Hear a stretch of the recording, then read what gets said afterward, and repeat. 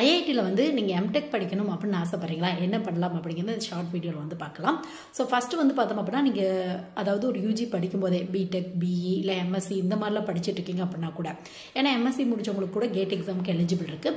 So இந்த மாதிரி gate எக்ஸாமுக்கு எலிஜிபிள் இருக்குது அப்படின்னா கேட் எக்ஸாம் ஃபஸ்ட்டு எழுதுங்க. ஸோ நெக்ஸ்ட்டு நீங்கள் பண்ண வேண்டியது என்ன அப்படின்னு பார்த்தோம் அப்படின்னா, இந்த கேட் எக்ஸாமோட வேலிடிட்டி 3 வருஷம் உங்களுக்கு. ஸோ இந்த ஸ்கோரை யூஸ் பண்ணி 3 வருஷம் வந்து நீங்கள் ட்ரை பண்ணிக்கலாம். ஸோ நீங்கள் நெக்ஸ்ட்டு பண்ண வேண்டியது என்ன அப்படின்னு பார்த்தோம் அப்படின்னா, உங்களுக்கு COAP அப்படிங்கிற ஒரு கவுன்சிலிங் வந்து நடக்கும் உங்களுக்கு.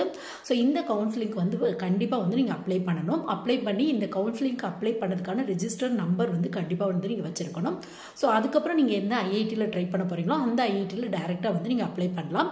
ஸோ அதுக்கப்புறம் உங்களுக்கு கவுன்சிலிங் இந்த ரவுண்ட் இது பேஸில் நீங்கள் ட்ரை பண்ணுற ஐஐடியில் உங்கள் ஸ்கோர் பேஸில் உங்களுக்கு அட்மிஷன் கிடைக்கிறதுக்கான வாய்ப்புகள் இருக்குது உங்களுக்கு. ஸோ இன்ட்ரெஸ்ட் இருக்குது அப்படின்னா கண்டிப்பாக ட்ரை பண்ணி பாருங்கள். உங்களுக்கு டாப் லெவல் காலேஜில் அட்மிஷன் கிடைச்சு அப்படின்னா நல்ல ஒரு பிளேஸ்மெண்ட் இருக்கும், நல்ல ஒரு ரெப்புடேஷன் இருக்கும்.